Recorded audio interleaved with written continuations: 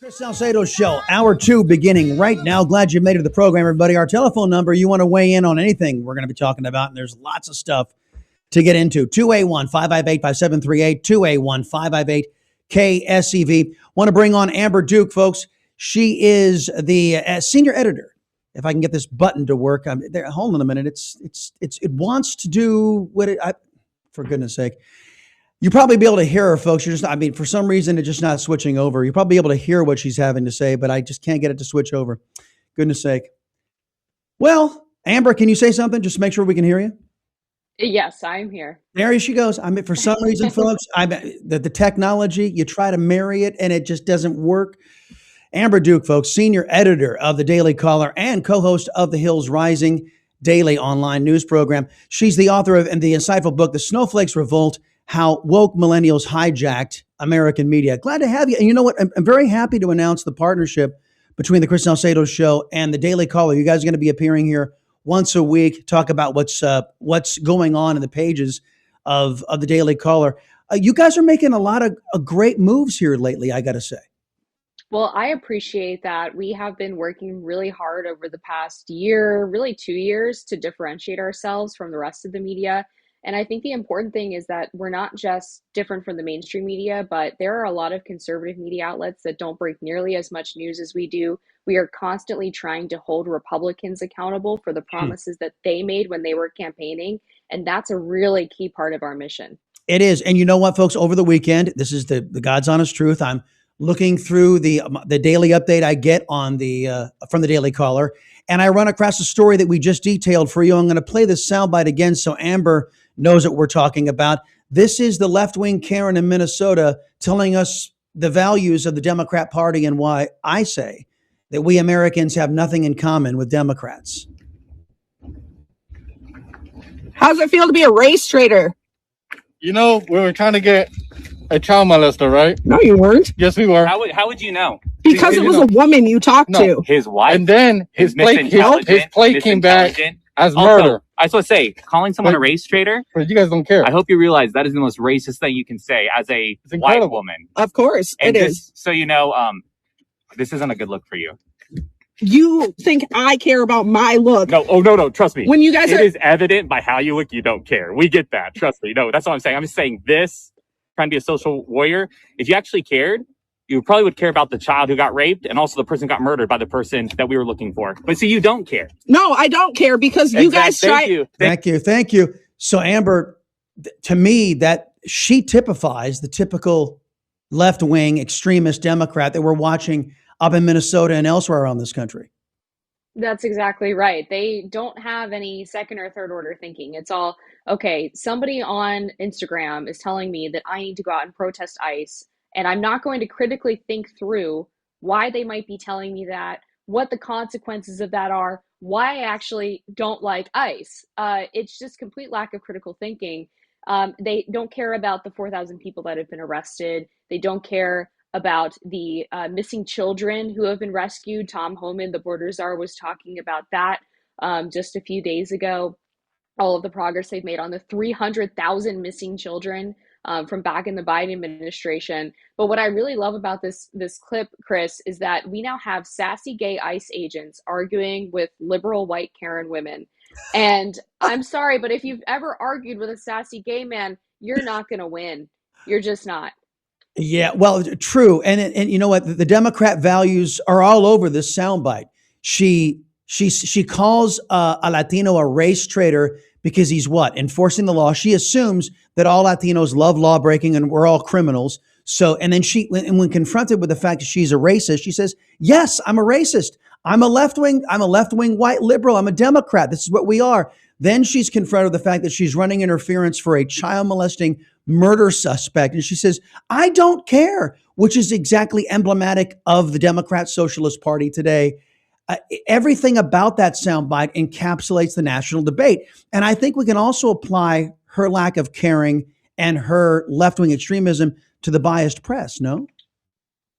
Oh, absolutely. There's barely any reporting on who the people that are being picked up actually are. Yep. And there's no acknowledgement, by the way, from the media of why ICE has been having to operate this way.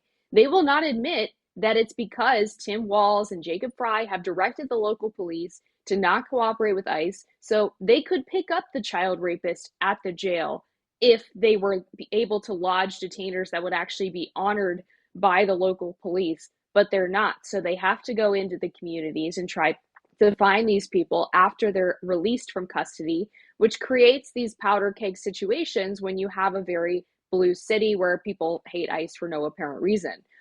So now Tim Walz has sort of said that he wants to cooperate, but a lot of local police departments still aren't. So we're basically where we were from the beginning. I know Tom Homan has said that they have reached some type of negotiation, some type of deal that makes them comfortable with ending the surge enforcement numbers.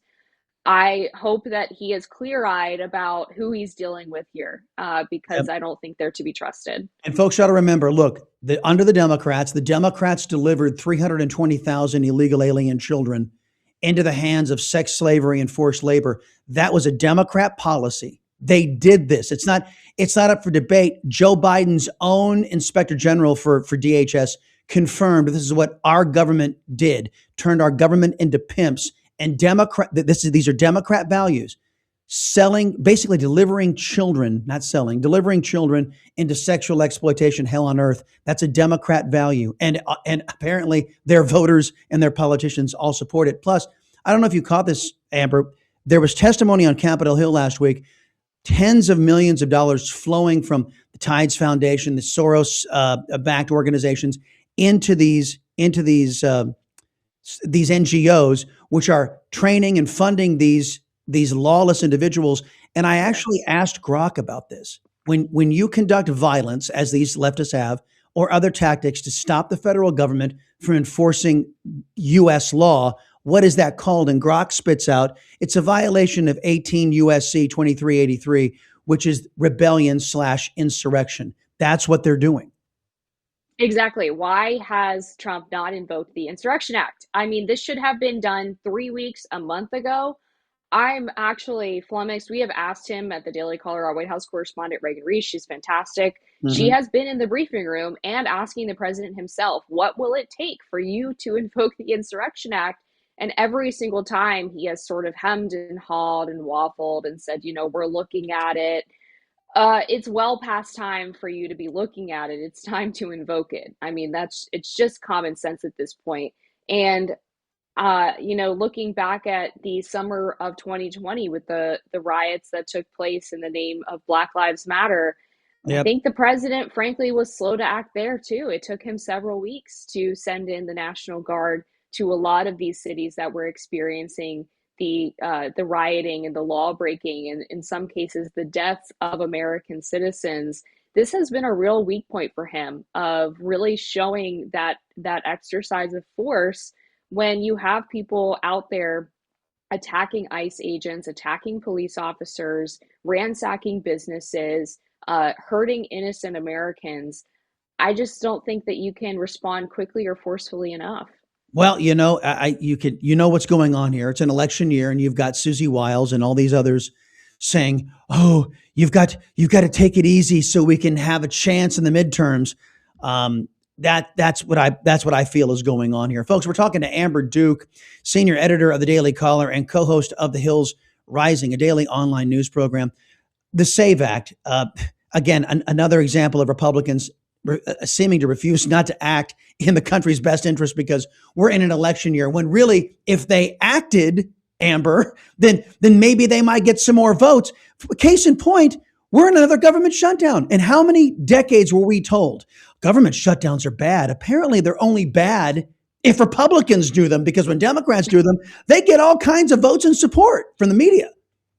Yeah, I mean, what I feel about the midterms and this idea that the Republicans need to kind of pull back to save independent voters, I mean, the danger there is that you lose your base if you don't do what you promised. And I think people actually want competent governments. They don't just want sloganeering. And so when they see people actually getting things done, for young people in particular, that is something that they really appreciate.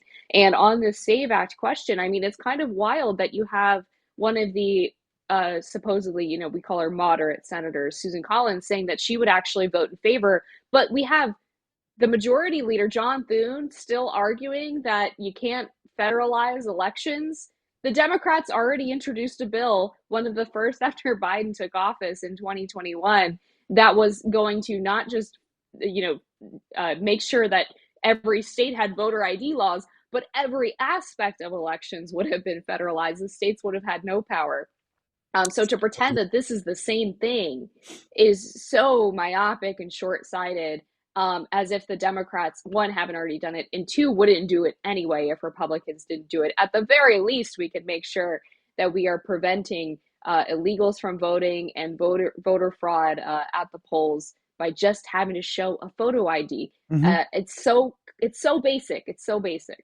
Just like the filibuster, right? We know the Democrats, the first chance they get, when they get back in power, it's going away. They've told us that they're going to get rid of the filibuster. They're going to pack the court. They're going to do whatever they got to do. And then the Republicans, we really can't do this. And the standing filibuster, which now it's up to John Thune, folks. If John Thune makes the Democrats stand for the filibuster, the SAVE Act, according to all the tallies, the various tallies out there, we have at least 50 senators committed, because many of them are co-sponsors on the bill itself.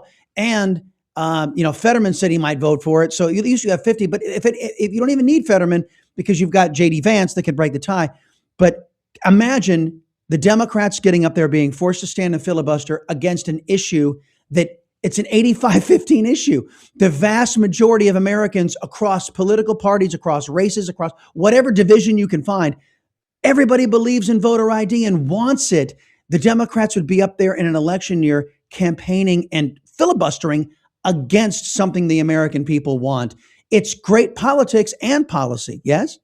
Yes, this would be one of the few cases where congressional theater is actually useful to Republicans. And so I think they should absolutely do it. And I would love to hear the Democrats stand up there and explain how married women who change their last name are too stupid to get an ID. I have to rant about this for a second, because I am a married woman who changed my name. Yes. And you already have the documents that you need to prove your citizenship if you are changing your name, whether it's with your bank or your social security number or your driver's license, or your passport. You have a marriage license that shows the name change. You probably have a birth certificate or one of those aforementioned IDs that proves your identity. So if you have the birth certificate and you have the marriage license, surprise, you can prove that you're a citizen. And you can order a birth certificate online for $10. How about that? But of course, according to the Democrats, in particular, we minorities are too stupid to figure that out. By the way, folks, Amber Athey, on a blissful day, became Amber Duke and went through this whole process, so she knows of what she speaks.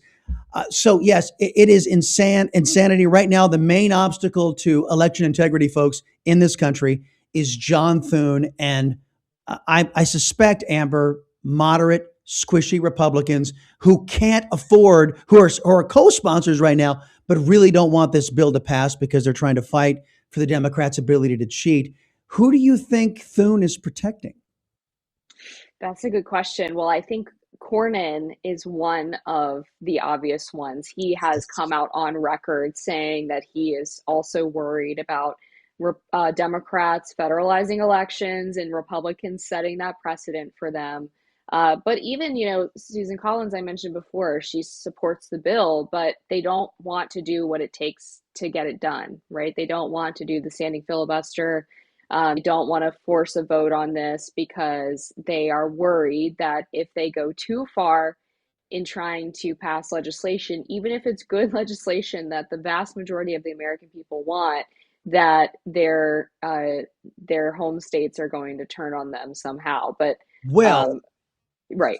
Speaking of crooked and home states, crooked fake Republicans, Alaska is going to be debating getting rid of their rigged ranked voting system, which was installed only to allow Lisa Murkowski to win. Remember, Lisa Murkowski, a fake Republican, was defeated in the Republican primary.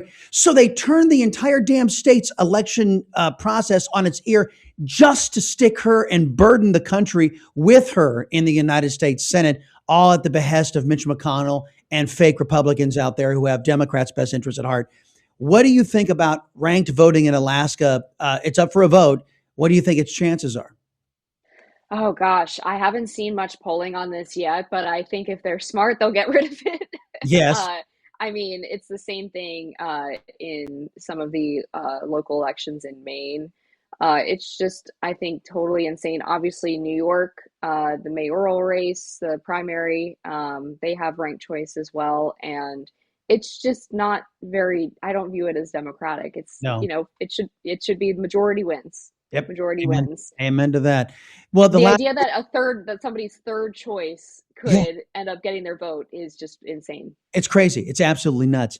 The last thing, look, with the billions and billions and billions of dollars that have been uncovered so far, I have to say, I believe tip of the iceberg in fraud in this country from government fraud all over the place. This tax day is going to be one that I hope many conservatives and many real Americans are going, you know what am I busting my butt out there for? To basically fund all the Democrats' fraud. That's the Republicans' job. I mean, we just wrote a piece on Substack, the stupidity of the income tax. And I think with all of this massive fraud that has been revealed, and that on top of Doge exposing exactly what the federal government has been up to and the waste and the fraud that it has been up to, I mean, isn't it about time that this country went through another good old fashioned tax revolt? It is such a slap in the face to the American taxpayer to see what's happening right now, whether it's the billions of dollars from the Somali community running daycare scams and child food scams.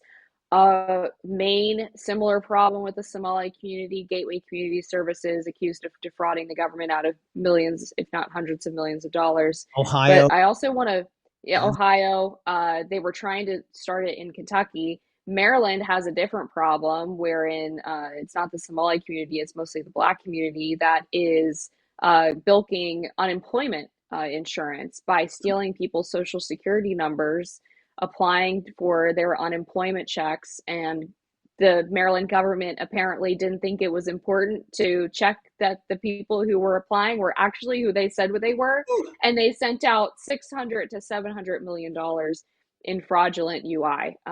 So yes, we're in a serious fraud crisis right now. I think everyone always assumed there was a little bit of government fraud, that it was just sort of the cost of doing business. But when you actually pull back the hood and see how much is going on, I think everybody was genuinely pretty shocked at just how pervasive, and in some cases obvious, it all Yes. really was. Yes. And you know what, folks? It turns out that fraud is the business. And it goes right back to the Salcedo Show axiom. It is best not to give government more power lest it be abused. We're living it, folks, whether it be the stupidity of taxing Americans for doing a good thing, making money, or the stupidity of creating one government program on top of another and watching the government get fat, lazy, and stupid and not being good caretakers of your money. The minute it flows out of your pocket, it's not yours anymore. And Americans have got to start getting that through their noggins. Keep more of it. Keep government honest. Amber Duke, everybody, senior editor of the Daily Caller. We're going to be doing this visit with the Daily Caller, either Amber or one of their other fine reporters, every single week here on the Chris Salcedo Show, and couldn't be more proud. Thanks, lady. Always appreciate the visit. Thank you, Chris.